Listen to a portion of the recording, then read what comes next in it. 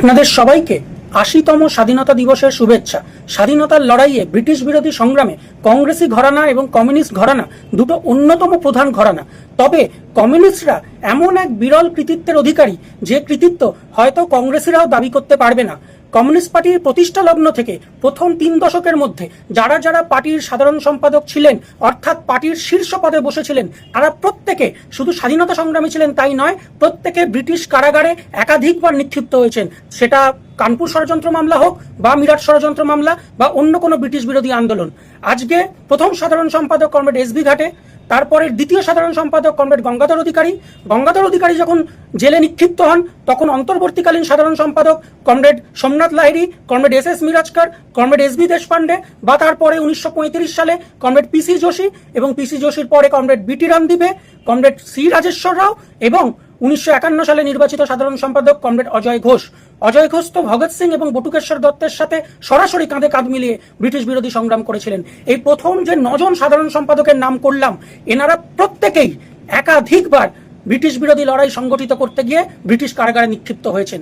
এছাড়া communist party গড়ে ওঠার দিনগুলোতে যারা কমিউনিস্ট গ্রুপগুলোর অন্যতম প্রধান সংগঠক ছিলেন, পূর্ব ভারতে কমরেড মুজফ্ফর আহমেদ, পশ্চিম ভারতে কমরেড এস.এ. ডাঙ্গে, মধ্য ভারতে বা আজকে যা উত্তরপ্রদেশ তখন ছিল সংযুক্ত প্রদেশ, সেখানে কমরেড শওকত উসমানী, বা দক্ষিণ ভারতে কমরেড সিঙ্গারাভেল্লু চেট্টিয়ার, এরা প্রত্যেকেই স্বাধীনতা সংগ্রামী ছিলেন এবং বারবার ব্রিটিশ কারাগারে এনারা নিক্ষিপ্ত হয়েছেন।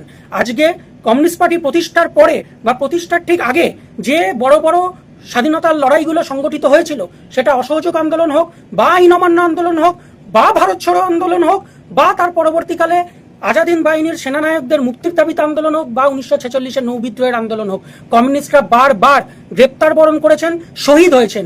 অসহযোগ আন্দোলন যখন সংগঠিত হয় সেই সময় কমিউনিস্ট পার্টি প্রতিষ্ঠা হয়নি ঠিক কথা, কিন্তু কমিউনিস্ট গ্রুপগুলোর নেতা হিসেবে comrade Muzaffar Ahmed, comrade S A. Dange, comrade Singaravelu Chettiar খুব গুরুত্বপূর্ণ রোল পালন করেছিলেন।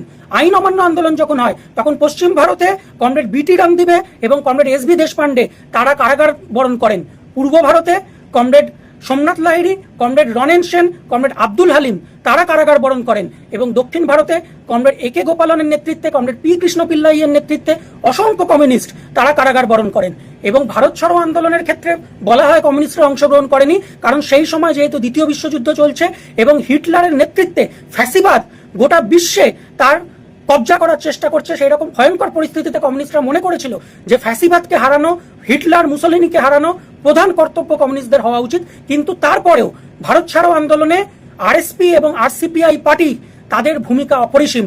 তাদের অসংখ্য কমরেড কারাগারে নিক্ষিপ্ত হয়েছেন এবং অবর্ণনীয় অত্যাচার সহ্য করেছেন। আর কমিউনিস্ট পার্টির মধ্যেও কমিউনিস্ট পার্টি প্রভাবিত ছাত্র সংগঠন এআইএসএফ, সেই এআইএসএফ এর কর্মী কমরেড হেমু কালানি ভারত ছাড়ো আন্দোলনে শহীদ হয়েছেন, কমরেড কনকলতা বড়ুয়া ভারত ছাড়ো আন্দোলনে শহীদ হয়েছেন। এবং ভারত ছাড়ো আন্দোলন চলার সময় 11ই আগস্ট 1942 সালে বিহার প্রদেশের এআইএসএফ যে সচিবালয় অভিযানের ডাক দেয়, সেই সচিবালয় অভিযানে 7 জন এআইএসএফ এর ছাত্র শহীদ হন। তাদের মূর্তি আজকেও পাটনা শহরে আছেন এবং সেই সচিবালয় অভিযানকে নেতৃত্ব দিয়েছিলেন চন্দ্রশেখর সিং, যিনি এআইএসএফ এর তৎকালীন বিহার প্রদেশের সাধারণ সম্পাদক ছিলেন এবং সিপিআই এর সদস্য ছিলেন এবং পরবর্তীকালে সিপিআই এর বিহারের অভিসংবাদী নেতা হয়েছিলেন। অর্থাৎ ভারত ছাড়ো আন্দোলনেও কমিউনিস্টরা রক্ত দিয়েছে, শহীদ হয়েছে। তার পরবর্তীকালে আজাদিন বাহিনীর সেনানায়কদের মুক্তির দাবিতে যে মিছিল, সেই মিছিলে রামেশ্বর বন্দ্যোপাধ্যায়, আব্দুল সালাম শহীদ হয়েছে। 1946 সালের যে নৌবিদ্রোহ, সেই নৌবিদ্রোহকে প্রথম সমর্থন জানিয়েছিল কমরেড পি.সি. যোশীর নেতৃত্বে কমিউনিস্টরা এবং সেই নৌবিদ্রোহে একের পর এক কমিউনিস্ট তারা ঝাঁপিয়ে পড়েন এবং তারা কারাগার বরণ করেন। এবং কমিউনিস্ট মনোভাবাপন্ন যে অরুণা আসফ আলী, তার ভূমিকাও অবিস্মরণীয় হয়ে থাকবে।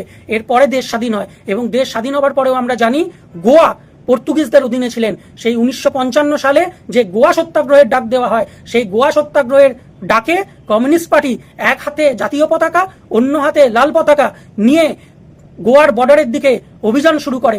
যখন গোয়ার বর্ডার কমিউনিস্টরা অতিক্রম করছে গোয়ায় গিয়ে তিরঙ্গা পতাকা উত্তোলন করার জন্য, সেই সময় পর্তুগিজ বাহিনী গুলি চালায় এবং নিত্যানন্দ সাহা, ভিকে থোরাট শহীদ হন। অর্থাৎ শুধু ব্রিটিশ বিরোধী লড়াই নয়, পর্তুগিজ বিরোধী লড়াইয়ে, স্বাধীনতার সেই লড়াইয়েও কমিউনিস্টরা শহীদ হয়েছে, কমিউনিস্টরা রক্ত দিয়েছে। এই আজকের এই দেশ স্বাধীন হয়েছে কমিউনিস্টদের রক্তে, কংগ্রেসীদের রক্তে, আজাদিন বাহিনীর রক্তে, বিপ্লবী যে সশস্ত্র বিপ্লবের যে ধারা, সেই ধারার যারা সৈনিক ছিলেন তাদের রক্তে।